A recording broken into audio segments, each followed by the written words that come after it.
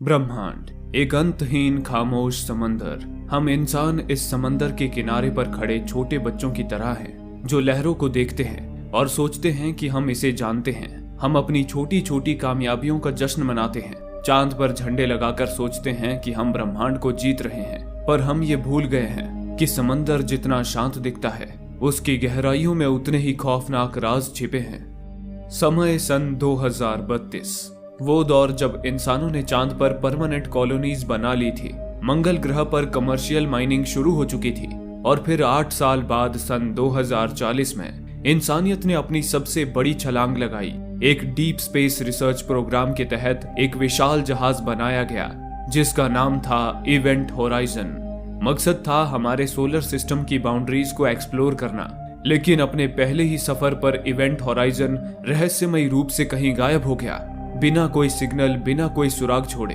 जैसे ब्रह्मांड ने उसे निगल लिया हो। ये मिशन, जो इंसानियत के इतिहास की सबसे बड़ी कामयाबी बनने वाली थी, सबसे भयानक त्रासदी में बदल गई। इवेंट होराइजन वाली उस रहस्यमयी घटना को बीते हुए अब 7 साल हो चुके थे।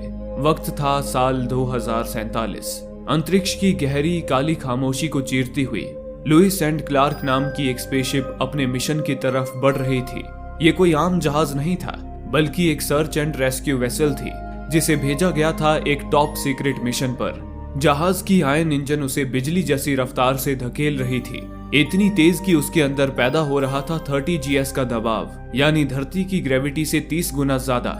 ऐसा दबाव जो इंसानों की हड्डियों तक को पिघला सकता था। इसलिए जहाज में मौजूद सभी क्रू मेंबर्स को लिक्विड से भरे डीप स्लीप पॉड्स में सुलाया गया था, ताकि वो उस जानलेवा दबाव को महसूस भी ना कर सके।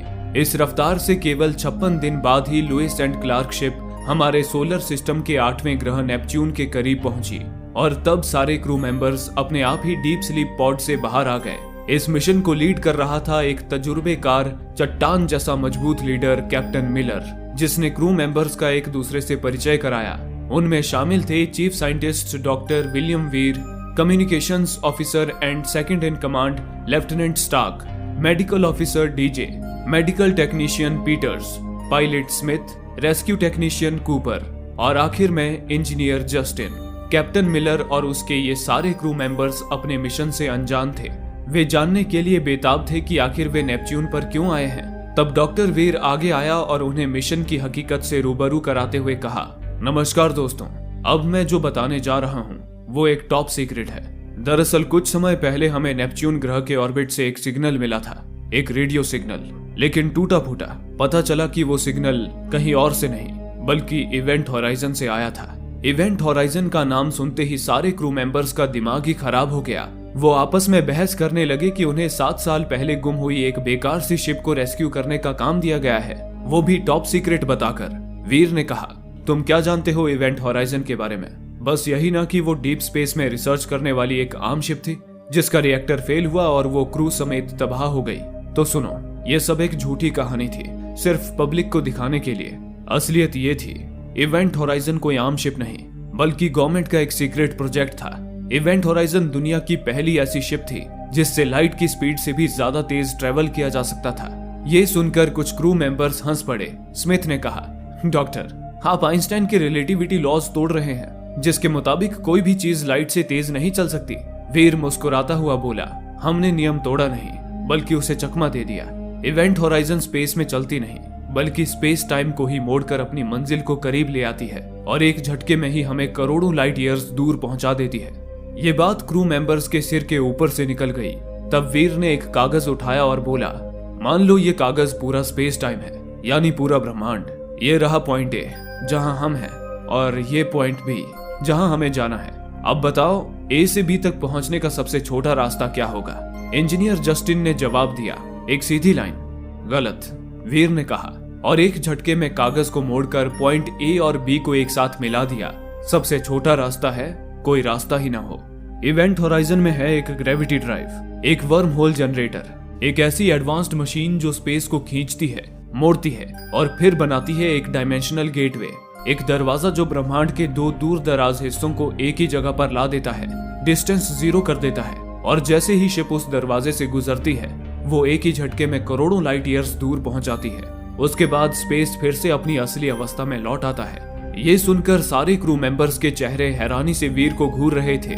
कूपर ने पूछा, इवेंट होराइजन के बारे में आप इतना कैसे जानते हैं डॉक्टर? वीर बोला, क्योंकि इवेंट होराइजन को बनाने वाला मैं ही हूँ। अब जस्टिन ने पूछा, आपने कहा कि इवेंट होराइजन फटा नहीं था, तो फिर क्या हुआ था उसके साथ? कहाँ थी वो शिप सालों से? वीर ने जवाब दिया, इसी का पता लगाने तो हम यहाँ आए हैं। अपने पहले मिशन में ही इवेंट होराइजन का गेटवे खुला और वो क्रू मेंबर्स को लेकर बस गायब हो गया। 7 साल तक उसका कोई सुराग नहीं मिला था, लेकिन कुछ ही समय पहले हमें नेपच्यून के ऑर्बिट से ये रेडियो ट्रांसमिशन मिला जो इवेंट होराइजन से ही आया था। वीर ने उन्हें ट्रांसमिशन सुनाया। सिग्नल साफ नहीं था, टूटा फूटा, लेकिन फिर भी कुछ सुनाई दे रहा था। इंसानी चीखें, भयंकर, दर्द से भरी, मानो शिप में मौजूद क्रू मेंबर्स के साथ कुछ भयानक घट रहा हो। चीखों के पीछे कोई और आवाज भी थी, गड़गड़ाहट जैसी। फिर वीर ने उस गड़गड़ाहट भरी आवाज को फिल्टर करके उन्हें सुनाया। ऐसा लग रहा था जैसे कोई कुछ बोल रहा हो, लेकिन उसकी भाषा कुछ समझ नहीं आ रही थी। तभी डीजे ने कहा, रुको, ये तो लैटिन भाषा लग रही है। हाँ, लैटिन ही है, पर लगता है जैसे कोई कह रहा है लिबराते में। कैप्टन ने पूछा, क्या मतलब है इसका? डीजे बोला, इसका मतलब है मुझे बचाओ। इतने में ही अचानक शिप में अलार्म बज उठा, यानी वक्त आ चुका था नेपच्यून की ऑर्बिट में उतरकर इवेंट होराइजन को ढूंढने का। कैप्टन के आदेश पर टीम तैयार हो गई और लुईस एंड क्लार्क उस रहस्यमयी सिग्नल की दिशा में बढ़ चली। आसमान तूफानी बादलों से घिरा था, गहरे, भारी और डरावने। शिप जैसे ही नीचे उतरी, उनके सामने थी इवेंट होराइजन, एक विशालकाय शिप, बिल्कुल खामोश, जैसे कोई प्राचीन मंदिर जो सदियों से अकेला खड़ा हो, इंतजार करता हुआ। कम्युनिकेशन ऑफिसर स्टार्क ने उस शिप के क्रू मेंबर से संपर्क करने की कोशिश की, लेकिन उसे किसी का भी जवाब नहीं आया। फिर स्टार्क ने शिप में बायोस्कैन शुरू किया, ये देखने के लिए कि अंदर कोई जिंदा बचा भी है या नहीं। पर जो नतीजा सामने आया वो चौंकाने वाला था। स्कैनर शिप के अंदर किसी जीवित चीज की लोकेशन दिखाने के बजाय पूरी शिप को ही बार बार लोकेट कर रहा था, जैसे कि वो पूरी शिप ही जीवित हो। हालांकि ये नामुमकिन था। स्टार्क ने कैप्टन से कहा कि शायद स्कैनर में ही कुछ गड़बड़ी आ गई है। अब बस एक ही तरीका बचा था। कैप्टन ने शिप के अंदर जाकर सर्वाइवर्स को ढूंढने का फैसला किया। उन्होंने अपनी शिप से एक ब्रिज बाहर निकाली और उसे इवेंट होराइजन के एयरलॉक से जोड़ दिया। फिर captain Miller, medical technician Peters और इंजीनियर जस्टिन स्पेस सूट पहनकर इवेंट होराइजन में दाखिल हुए। अजीब सी खामोशी थी अंदर और साथ ही जानलेवा ठंड भी। शिप का सारा सामान जीरो ग्रेविटी में तैर रहा था। हालांकि कैप्टन और उसके साथी मैग्नेटिक शूज की बदौलत सतह पर पकड़ बनाए हुए थे। शिप 2 हिस्सों में था। आगे की तरफ कंट्रोल पैनल था और पीछे की तरफ इंजन, और बीच में एक बड़ा कॉरिडोर था। शिप को ऐसे डिजाइन किया गया था कि अगर कोई इमरजेंसी आए तो शिप को बीच से तोड़कर फ्रंट डेक को लाइफ बोट की तरह इस्तेमाल किया जा सकता था। इसके लिए कॉरिडोर में एक्सप्लोजिव्स भी लगे हुए थे। कैप्टन ने जस्टिन को शिप के पिछले हिस्से यानी कि इंजन की तरफ भेज दिया और पीटर्स के साथ फ्रंट डेक की छानबीन करने चला गया। कुछ देर बाद कैप्टन मेडिकल रूम की तलाशी ले रहा था और पीटर्स कंट्रोल रूम तक पहुंच चुकी थी। अब तक उन्हें कोई क्रू मेंबर नहीं मिला था, ना जिंदा ना ही मरा। तभी पीटर्स की नजर कंट्रोल पैनल पर पड़ी, जहां ताजा खून के निशान थे। वो सिहर गई। अगले ही पल बिजली चमकी और उसकी आंखों के सामने कुछ भयानक उभर आया। दीवारों पर हर तरफ इंसानी मांस और खून चिपका हुआ था, जैसे वो जगह कोई स्पेसशिप नहीं बल्कि कोई कसाई खाना हो। वहीं पीटर्स को शिप के वीडियो लॉग्स मिल गए, जिसमें इस मिशन की पूरी रिकॉर्डिंग्स थी। वो एक सीडी निकाल ही रही थी कि तभी कोई साया चुपचाप उसके पीछे आ खड़ा हुआ। पीटर्स सीडी को प्लेयर से खींचती हुई जब एक झटके से मुड़ी तो सामने देख चीख पड़ी।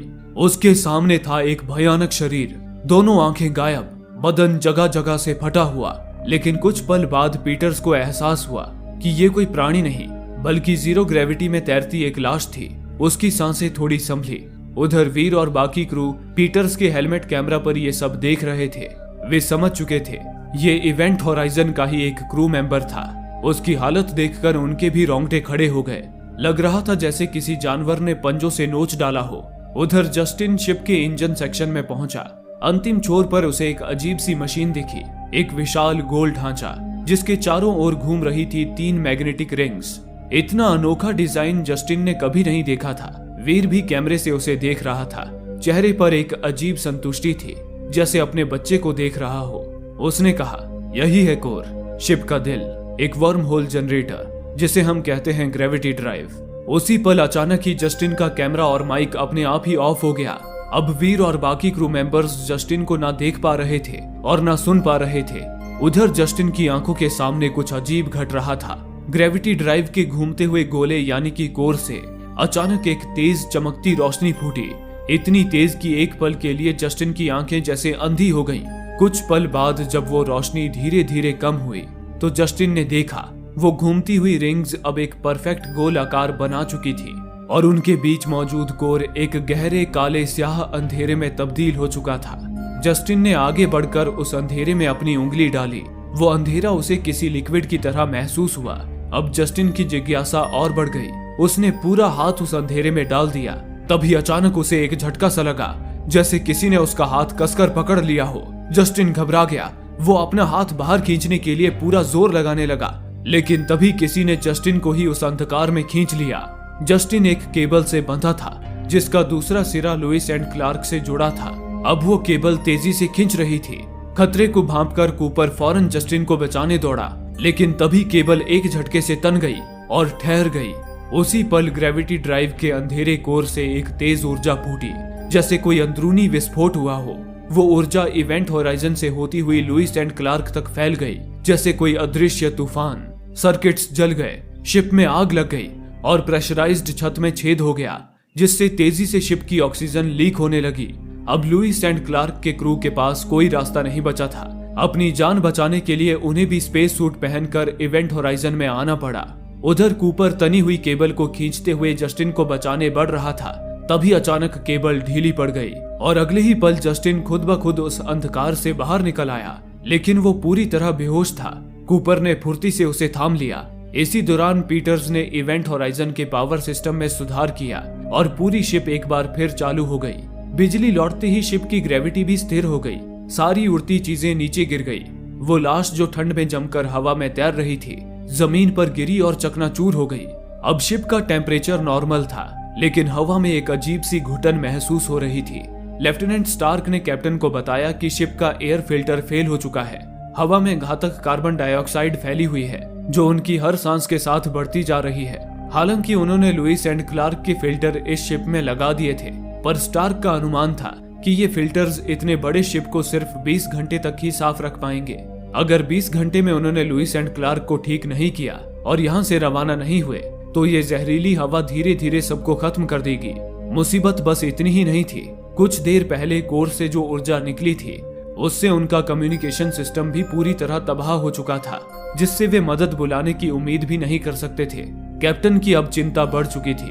उसने पायलट स्मिथ को उनके शिप में हुए छेद को वेल्डिंग करने भेज दिया और अपने बाकी साथियों को इस शिप इवेंट होराइजन की छानबीन में लगा दिया। इसी दौरान उधर डीजे और पीटर्स जस्टिन की जांच कर रहे थे। उसे उस अंधकार से लौटे करीब 15 मिनट हो चुके थे, लेकिन अब भी वो बेसुध पड़ा था। आंखें इस तरह शॉक में थी मानो उसने कुछ भयानक देखा हो, जिससे उसे गहरा सदमा लगा हो। कैप्टन ने कूपर से पूछा कि जब वो जस्टिन को बचाने गया था तो उसमें असल में क्या देखा। कूपर डरा हुआ था। उसने बताया कि जब जस्टिन ग्रेविटी ड्राइव के कोर से बाहर आया तो उस वक्त कोर एक काले लिक्विड के रूप में था, लेकिन जैसे ही जस्टिन निकला, कोर दोबारा अपनी ठोस गोलाकार अवस्था में लौट आया। लेकिन वीर को कूपर की बातों पर यकीन नहीं हुआ। उसने कहा, कूपर कह रहा है कि ग्रेविटी ड्राइव अपने आप एक्टिवेट हो गया, जो कि नामुमकिन है। बिना पावर की ये सिस्टम खुद ब खुद शुरू हो ही नहीं सकता। उसे कोई वहम हुआ होगा। वीर कैप्टन और स्टार्क को साथ लेकर ग्रेविटी ड्राइव के पास आया और बोला, आप देख सकते हैं, ग्रेविटी ड्राइव पूरी तरह स्टेबल है। इसे एक्टिवेट करने के लिए सिस्टम से मैनुअल कमांड देनी होती है, और जब ये चालू होता है तो ये बनाता है एक आर्टिफिशियल ब्लैक होल, एक गेटवे, जो इस जहाज को स्पेस में कहीं भी ले जाने की ताकत देता है। स्टार्क ने चौंक कर कहा, एक ब्लैक होल? ब्रह्मांड की सबसे विनाशकारी शक्ति, और आपने उसे जानबूझकर बनाया? वीर ने ठंडे स्वर में जवाब दिया, बिल्कुल, क्योंकि उसी शक्ति से हम स्पेस टाइम को मोड़ सकते हैं। अब कैप्टन ने पूछा, डॉक्टर, अगर ये मशीन सच में एक्टिवेट हो गई थी और अगर जस्टिन उस गेटवे में खिंच गया था, तो क्या वो वहीं गया होगा जहां से इवेंट होराइजन लौट कर आई है? वीर ने शांत स्वर में कहा, सिद्धांत के अनुसार हाँ, लेकिन जैसा मैंने कहा, गेटवे खुद ब खुद ओपन नहीं हो सकती। आप जो 3 मैग्नेटिक रिंग्स देख रहे हैं, ये ब्लैक होल को स्टेबल रखने के लिए घूमती हैं। जब तक ये कंट्रोल में है, कोई भी चीज खुद ब खुद इसके अंदर नहीं जा सकती। लेकिन कैप्टन को उस ग्रेविटी ड्राइव से खतरे की महक आ रही थी। उसने अपनी पूरी टीम को सख्त हिदायत दी कि वे इस एरिया से दूर ही रहें। इसी दौरान दूसरी ओर पीटर्स बेहोश पड़े जस्टिन के साथ मेडिकल रूम में थी और शिप इवेंट होराइजन के वीडियो लॉग्स देख रही थी। तभी उसे किसी की आहट आई, आहट जैसे कि कोई उस कमरे में घूम रहा हो। पीटर्स सहम गई और एक चाकू उठाकर इधर उधर देखने लगी, पर उसे वहां कोई भी नजर नहीं आ रहा था। तभी उसने कुछ देखा, एक स्ट्रेचर जो टेंट से ढका था, उसके अंदर कुछ हलचल हो रही थी। लग रहा था जैसे अंदर से कोई टेंट को अपने नाखूनों से खरोंच रहा हो। पीटर्स की जान उसकी हलक में अटकी थी। वो किसी तरह हिम्मत करती हुई चाकू लेकर टेंट के करीब आई और एक झटके से टेंट हटाकर चाकू से वार करने को हुई। पर तभी उसने जो देखा, उसके हाथ पांव अचानक वहीं के वहीं जम से गए। उसके हाथ से चाकू छूटकर गिर गया और आंखों से आंसू की धार बहने लगी। अंदर उसका नन्हा बेटा था। उसके पैर पर गहरे घाव उभरे हुए थे, मानो उसका पैर सड़ रहा हो। लेकिन ये तो नामुमकिन था, क्योंकि उसका बेटा तो कुछ साल पहले मर चुका था। लेकिन अभी पीटर्स अपने बेटे को साक्षात देख रही थी। इतने में ही पीछे से डीजे वहां आया। उसने पीटर्स के कंधे पर हाथ रखा और पूछा, पीटर्स क्या हुआ?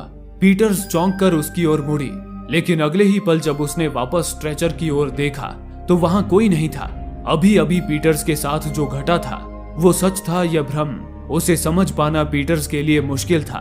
कुछ समय बाद पीटर्स ने कैप्टन और बाकी क्रू को इवेंट होराइजन का आखिरी वीडियो फुटेज दिखाया। शुरुआत में क्रू मेंबर्स उत्साहित थे। वे पहली बार ग्रेविटी ड्राइव का इस्तेमाल कर प्रोक्सिमा सेंटोरी की ओर जाने वाले थे, जो पृथ्वी से 4.25 लाइट ईयर्स दूर है। लेकिन फिर वीडियो में कुछ अजीब हुआ।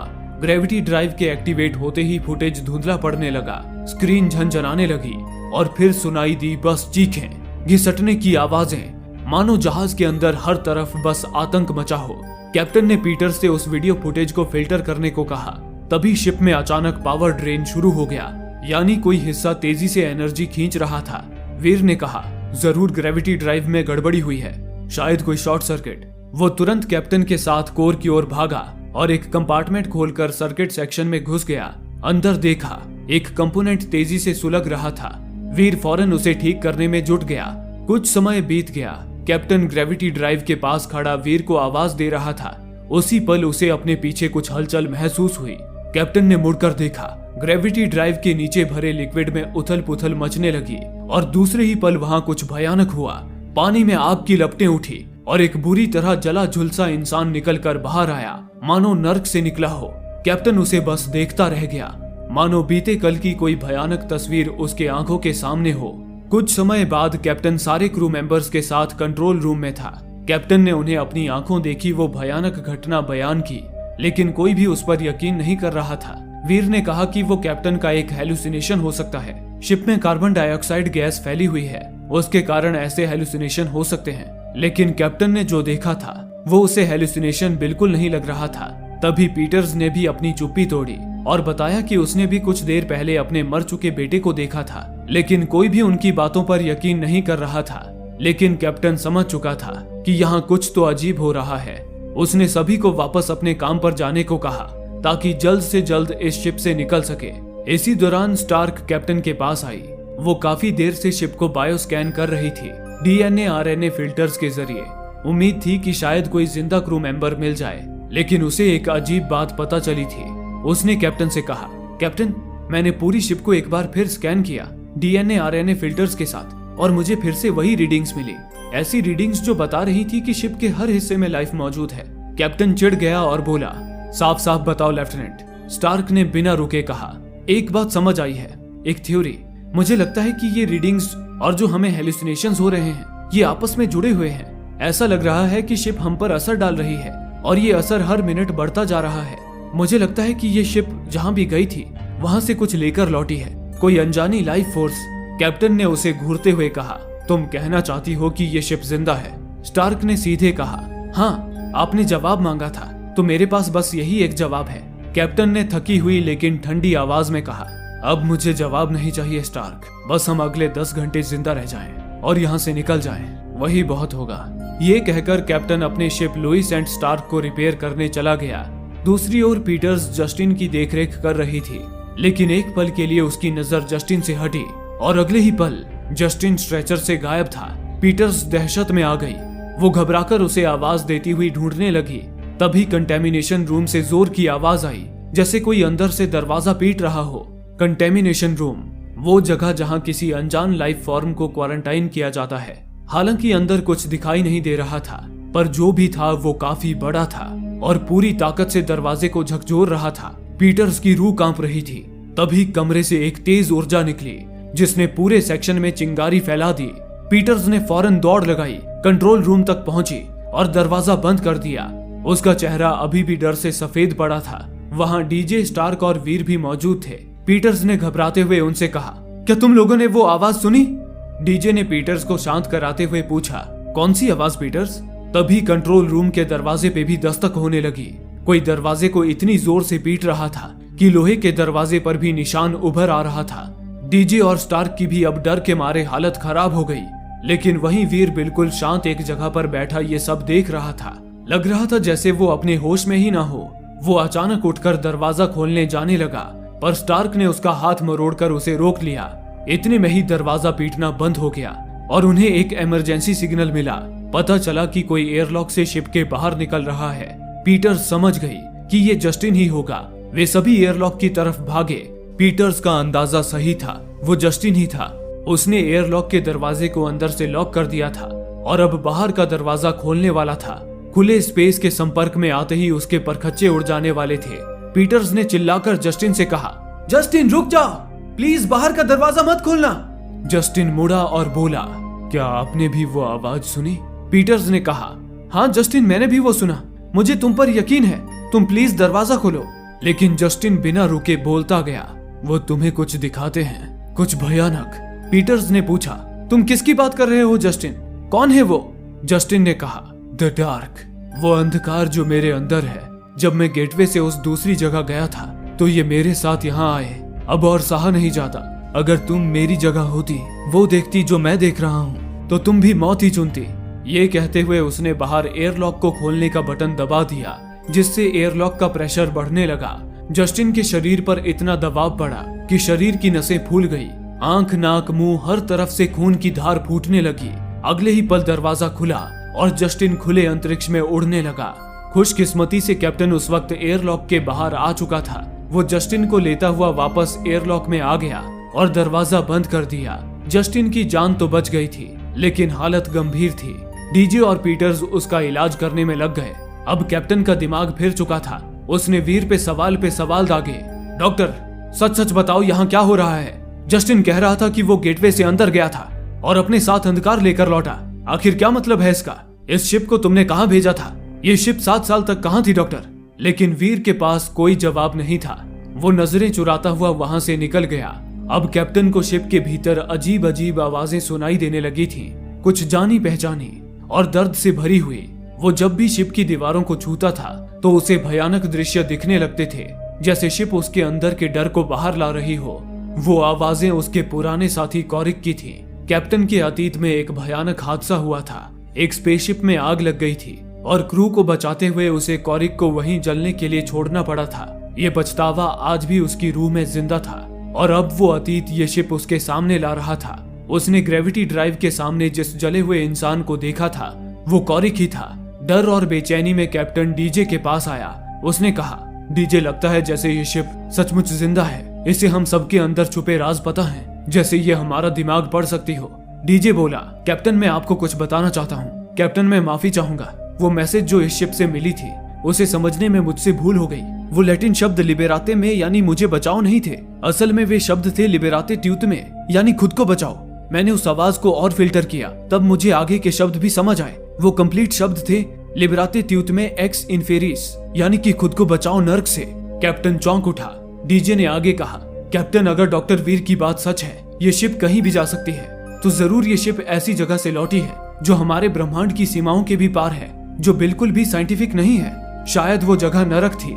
ये सुनकर कैप्टन ने एक पल मुस्कुरा दिया और बोला, क्या तुम नर्क जैसी फालतू बातों पर यकीन करते हो? डीजे बोला, मैं नहीं करता, लेकिन जिन्होंने ये मैसेज भेजा है वो जरूर करते होंगे। इसी बीच कैप्टन ने टाइम चेक किया। अब उनके पास सिर्फ 20 मिनट बचे थे, जिसके बाद शिप की हवा पूरी तरह जहरीली हो जाती। लुईस एंड क्लार्क लगभग रिपेयर हो चुकी थी, लेकिन अभी तक ये नहीं पता चल सका था कि इवेंट होराइजन के क्रू के साथ आखिर हुआ क्या था। उधर पीटर्स लगातार वीडियो लॉग्स को फिल्टर कर रही थी लेकिन बार बार फेल हो रही थी। अब वो हार मान चुकी थी कि तभी स्क्रीन पर कुछ अपने आप ही उभर आया। वीडियो अब साफ थी। पीटर्स ने सबको बुला लिया और जो उन्होंने देखा वो किसी बुरे सपने से कम नहीं था। इवेंट होराइजन के क्रू पागल हो चुके थे, दरिंदों की तरह एक दूसरे को मार रहे थे। कोई मांस चबा रहा था, किसी के मुंह से टेंटिकल्स निकल रहे थे, कोई खून की उल्टियां कर रहा था। और फिर सबसे डरावना पल, शिप के कैप्टन ने अपनी ही आंखें नोच डाली थी। ये मंजर देखकर सभी की रूह कांप गई। कैप्टन ने क्रू से कहा, बस सब बहुत हो गया, अब हम यहाँ एक पल भी नहीं रुकेंगे। अभी के अभी सब अपनी शिप पर चलो और यहाँ से निकलो। लेकिन वीर के अंदर अब अजीब सी सनक भर चुकी थी। उसने कहा, मिशन का क्या कैप्टन? हम कहीं नहीं जा रहे, मेरे इस शिप के बिना तो बिल्कुल भी नहीं। ये सुन कैप्टन ने गुस्से में कहा, डॉक्टर हमारा मिशन था क्रू को रेस्क्यू करना, जो कि अब जिंदा नहीं है। तुम्हारी इस मनुष्य शिप ने उन्हें मार दिया डॉक्टर। अब इससे पहले कि ये हमारी भी जान ले ले, हम यहाँ से निकल जाएंगे। ये कहकर कैप्टन ने अपनी टीम को आदेश दिया, स्टार्क जल्द से जल्द इस शिप के सारे वीडियो लॉग्स डाउनलोड करो। डीजे तुम जस्टिन को शिप पर लेकर जाओ और पीटर्स स्मिथ के साथ जाओ और हमारी शिप के फिल्टर्स निकाल लाओ जल्द से जल्द। ये कहकर कैप्टन कॉरिडोर की तरफ जाने लगा। कैप्टन अब अपना फैसला ले चुका था। जैसे ही वे अपनी शिप लुइस एंड क्लार्क में लौटेंगे, इवेंट होराइजन पर मिसाइल दागकर उसे हमेशा के लिए खत्म कर देंगे। लेकिन तभी वीर उसके सामने आ गया, चेहरे पर अजीब सी शांति लिए। उसने कहा, तुम यहाँ से नहीं जा सकते कैप्टन, ये शिप तुम्हें जाने ही नहीं देगी। कैप्टन ने सख्ती से जवाब दिया, तुम्हारे पास सिर्फ 20 मिनट है डॉक्टर, लुइस एंड क्लार्क पर लौट जाओ वरना कभी घर नहीं पहुंच पाओगे। वीर मुस्कुराया और धीमे से बोला, मैं तो अपने घर में ही हूँ।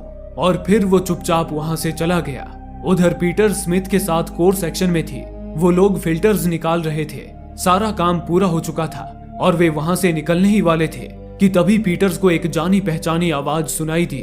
उसने मुड़कर देखा, कोर के पास उसका बेटा खड़ा था। वो पल भर में भावुक हो गई। उसने उसे असली समझा और उसके पीछे चल पड़ी।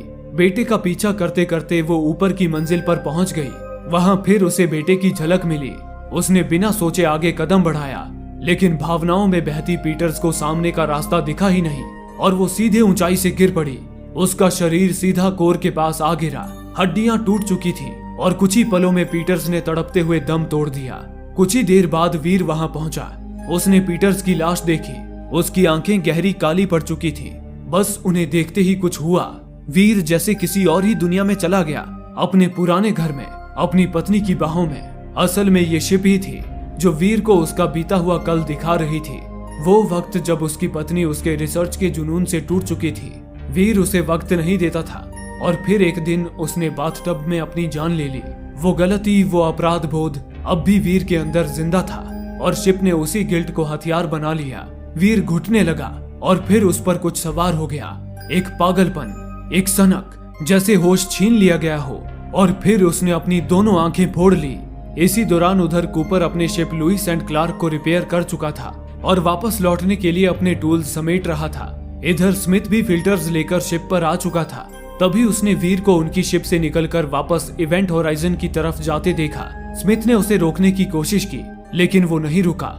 स्मिथ ने कैप्टन से संपर्क किया और उसे बताया कि वीर अभी अभी यहाँ से निकला है। तभी कैप्टन ने देखा कि कॉरिडोर में लगे एक्सप्लोजिव में से एक एक्सप्लोजिव गायब था। उसे देख कैप्टन समझ गया कि वीर उनके शिप में क्या करने गया था।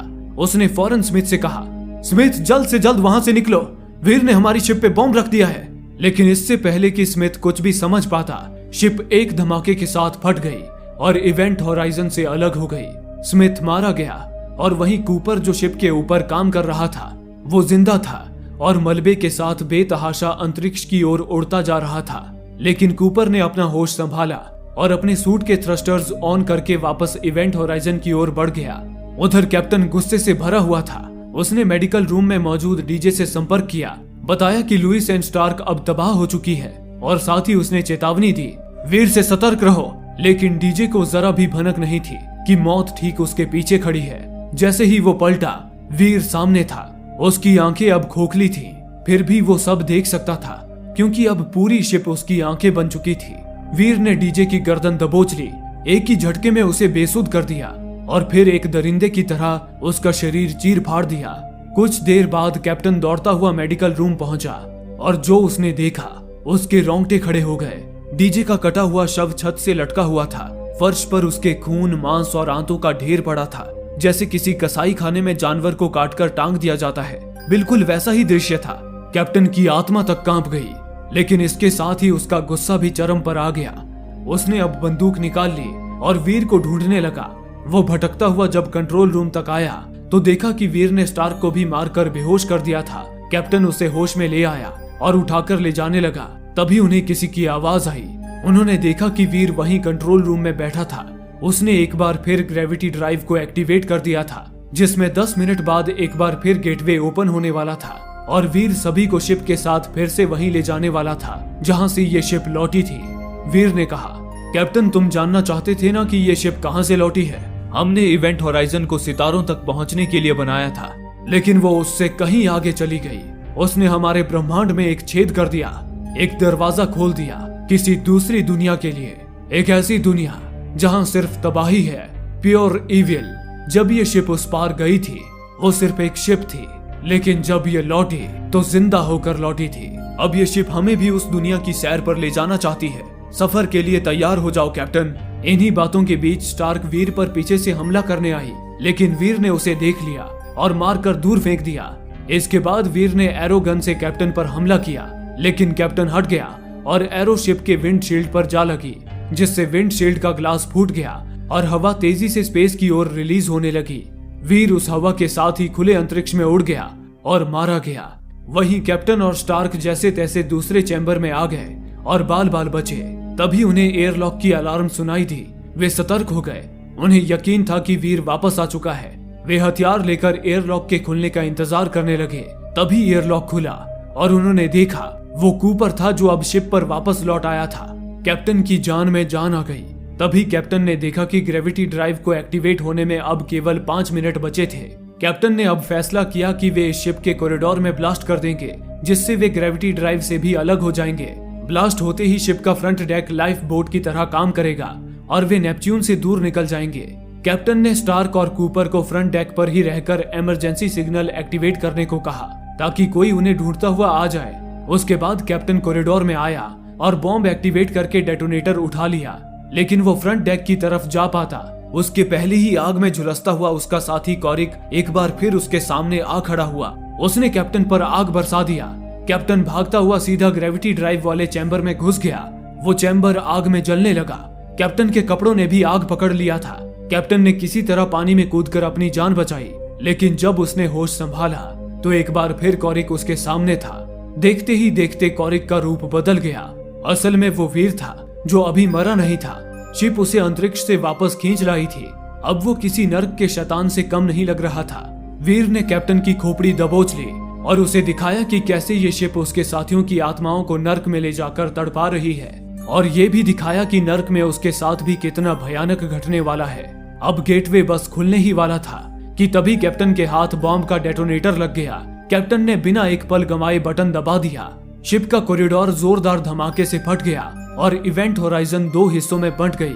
आगे का हिस्सा यानी फॉरवर्ड कंपार्टमेंट धीरे धीरे स्पेस में सुरक्षित बहता चला गया, लेकिन वहीं पीछे का हिस्सा जिसका ग्रेविटी ड्राइव एक्टिवेट हो चुका था, वो एक भयानक वर्महोल में खींचकर गायब हो गया। स्टार्क और कूपर बेबस होकर दूर से ये सब देखते रहे और फिर वो जस्टिन को लेकर स्लीपिंग पॉड में चले गए। जस्टिन अब भी कोमा में था, लेकिन जिंदा था। 72 दिन बाद इवेंट होराइजन के बचे हुए हिस्से को एक रेस्क्यू टीम ने खोज निकाला। वो सीधे ग्रेविटी टैंक सेक्शन में पहुंचे, जहां उन्हें स्टार्क, कूपर और जस्टिन अभी भी जिंदा हालत में मिले। टीम के एक सदस्य ने स्टार्क को होश में लाया। स्टार्क ने आंखें खोलते ही घबराकर पूछा, बाकी लोग कहाँ हैं? वो रेस्क्यूअर कुछ पल चुप रहा, फिर कहा, वो हमारे साथ हैं। और जैसे ही उसने अपना हेलमेट हटाया, वो कोई इंसान नहीं था, वो था डॉक्टर वीर, लेकिन बुरी तरह जला हुआ, अंधकार से सना हुआ और मुस्कुरा रहा था। अचानक ही स्टार्क तेज चीख के साथ उठ बैठी। उसकी सांसें तेज थीं और चेहरा पसीने में भीगा हुआ। ये सब एक भयानक सपना था। असली रेस्क्यू टीम उसके आसपास मौजूद थी। कूपर ने उसे कसकर थाम लिया और समझाया कि सब ठीक है, वे अब सुरक्षित हैं। लेकिन स्टार्क डर से कांप रही थी।